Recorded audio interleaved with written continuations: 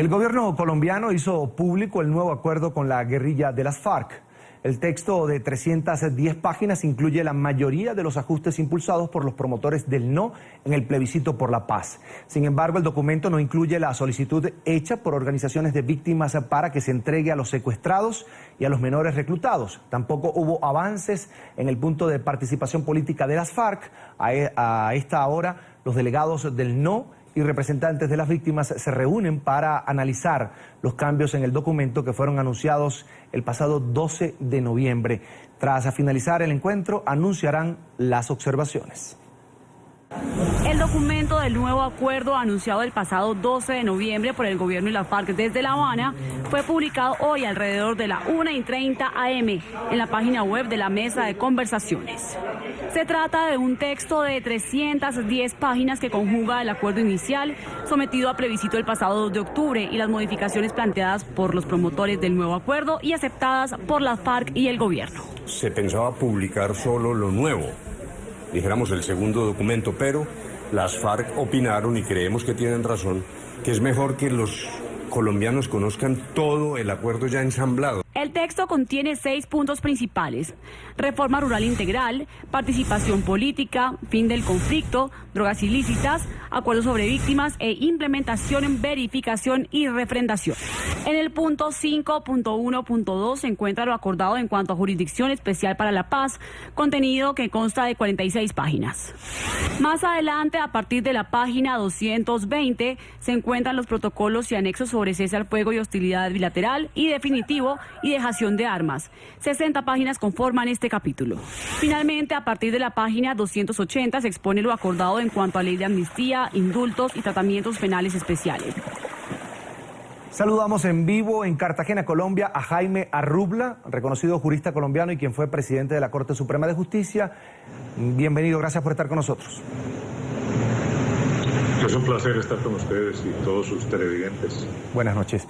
Se hicieron ajustes al acuerdo de paz, sin embargo hay un sinsabor, si se puede llamar así, entre algunos sectores del país porque no hay una solicitud expresa de entrega de secuestrados y menores reclutados.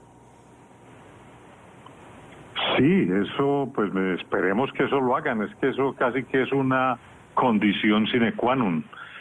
Para que esto pueda avanzar, no debe haber ningún menor reclutado y tampoco puede haber secuestrados. En eso el gobierno ha sido tajante y esperemos que, aunque no se diga expresamente, se supone que eso debe estar o darlo por hecho, si no, esto no puede avanzar. Según este nuevo texto, doctor, prácticamente no hay impedimento para la participación en política de los cabecillas y otros mandos de la FARC.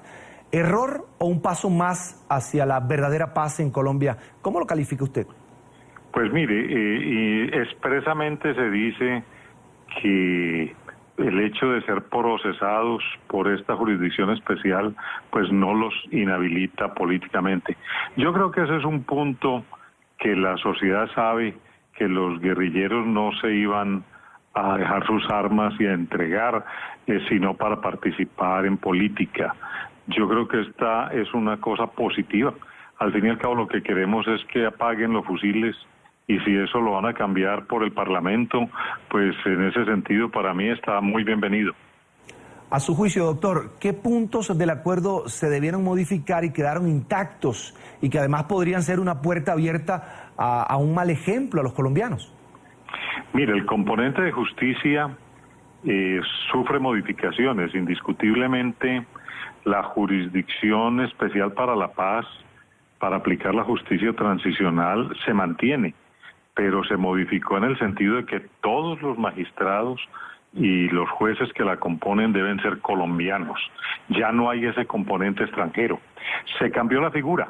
Puede haber lo que llaman el amicus curiae, que es una especie de veedor que puede ser extranjero, internacional, experto, y que obviamente pues no será un convidado de piedra, sino un personaje actuante en el proceso, aunque no tiene funciones jurisdiccionales. Eso me parece que fue un cambio bienvenido. No se modifica la forma de elección de esos magistrados. Hubiera sido ideal que fueran elegidos por organismos colombianos y no por ONG extranjeras. Si no son extranjeros, ¿qué tienen que hacer las ONG extranjeras en su nombramiento? Empezando porque no conocen quiénes son los jueces internos colombianos o los que pueden prestar ese servicio. Hay cosas importantes, se le puso un límite a esa jurisdicción especial, 2 años para que reciban los procesos y 10 para evacuarlos. Este era uno de los puntos que había reclamo porque antes estaba ilimitadamente consagrada. Hay otro punto importante que se quedó por fuera, que es la articulación con la justicia ordinaria. Siempre hemos pensado que la justicia en Colombia es una sola y que no había por qué crear una justicia látere. Propusimos e insistimos en que eso se articulara. La articulación quedó muy parcial porque solamente en la acción de tutela y va a la Corte Constitucional por violación de graves derechos fundamentales de la persona, el debido proceso, en fin, pero lo ideal era que esto se hubiera articulado con la jurisdicción ordinaria.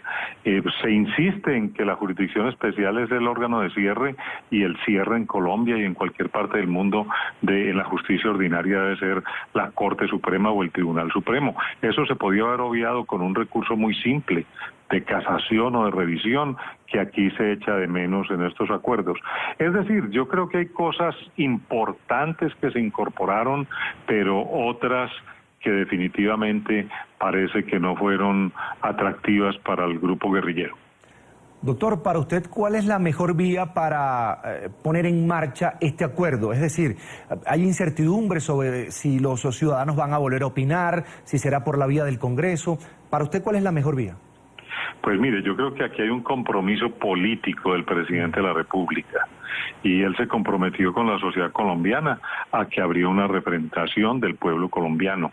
Por eso se hizo un plebiscito, sin que fuera necesario, y sigue no siendo necesario jurídicamente, pero es un compromiso político que yo creo que el señor presidente lo piense honrar.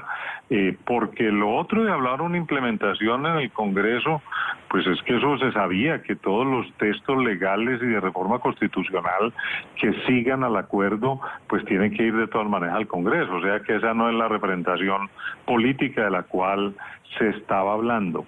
Y no olvidemos que hay algo importante en este acuerdo renovado, que es que ya por lo menos no se insiste en que todo el acuerdo hiciera parte del bloque de constitucionalidad, únicamente lo que tiene que ver con los derechos humanos y con la humanización del conflicto. Sin embargo, proponíamos que esto se condensara y se sintetizara al final de cada capítulo. Lamentablemente esto no se ha hecho y vuelve a quedar un aroma de indeterminación en estos aspectos que sería muy bueno concretarlos. Para poder hacer eso, pues era el acto legislativo número 1 del 2016, que había quedado supeditado al plebiscito. O sea que si esto se quiere que por acto legislativo se lleve al bloque de constitucionalidad, pues es necesario o modificar ese acto legislativo o repetir el plebiscito, pero en este momento hay una encrucijada sobre ese aspecto. Es el doctor Jaime Arrubla, reconocido jurista colombiano, fue presidente de la Corte Suprema de Justicia. Le agradecemos que amablemente haya atendido nuestra invitación. Una buena noche para usted. Ha sido un gusto y una muy buena noche para ustedes y para todos sus televidentes. Un placer, una buena noche.